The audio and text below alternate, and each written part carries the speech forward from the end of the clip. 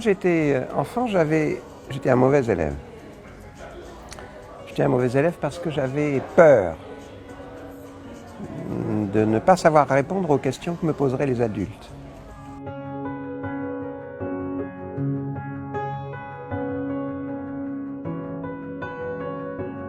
Et toute cette peur de l'enfance est devenue une connaissance. Et mon travail d'adulte, c'est de les guérir de cette peur. La réaction des adultes est toujours la même. Eux aussi ont peur. Ils ont peur que le fils ne réussisse jamais. Et les professeurs aussi ont peur. Ils ont peur d'être de mauvais professeurs.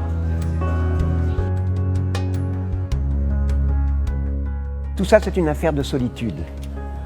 Solitude de l'enfant, solitude du professeur, solitude des parents. Très bien.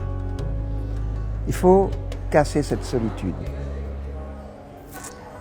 Pédagogiquement, comment tu casses la solitude? En créant des projets communs, où tout le monde est impliqué. Par exemple, pour l'école, un des projets communs, c'est le théâtre.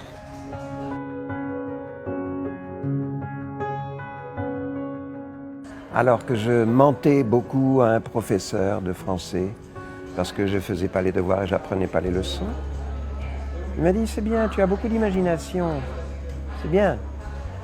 Maintenant, au lieu d'utiliser ton imagination à fabriquer du mensonge, écris-moi un roman.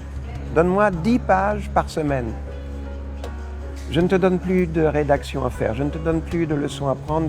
Tu fais juste ce roman pour moi, 10 pages par semaine. Et ça m'a sauvé, ça.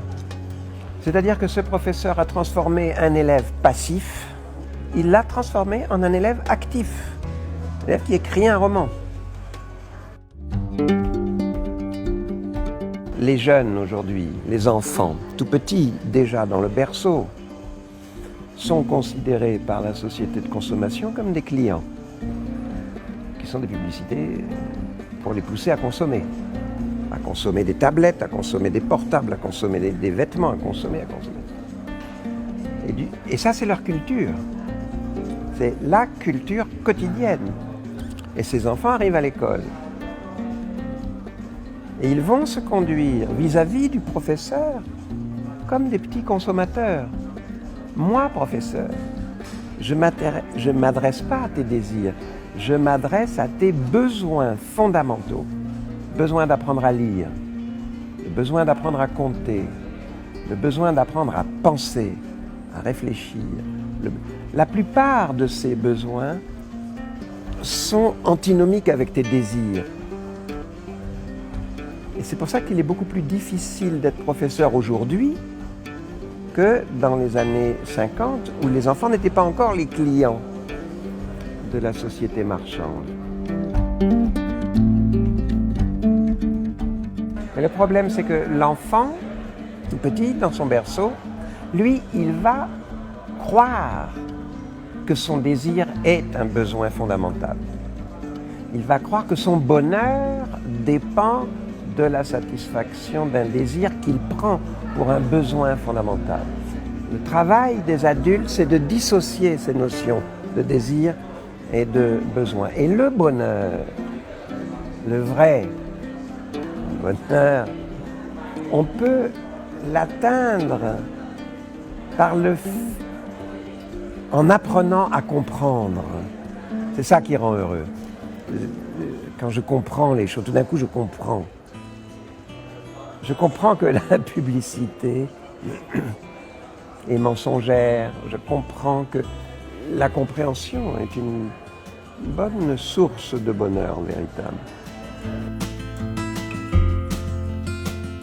Je pense qu'on ne peut pas se défausser de ses propres responsabilités sur une institution.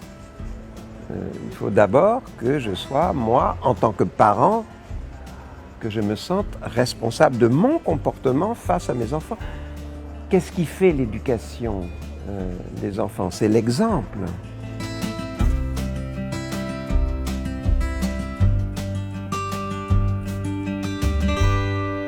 Il faut dire aux jeunes que contrairement à ce qu'on leur dit, l'amour rend intelligent.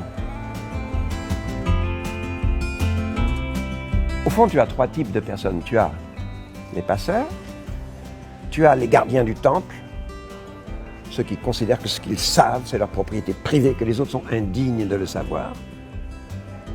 Et puis, la troisième catégorie, c'est ceux qui s'en foutent. Incultueux.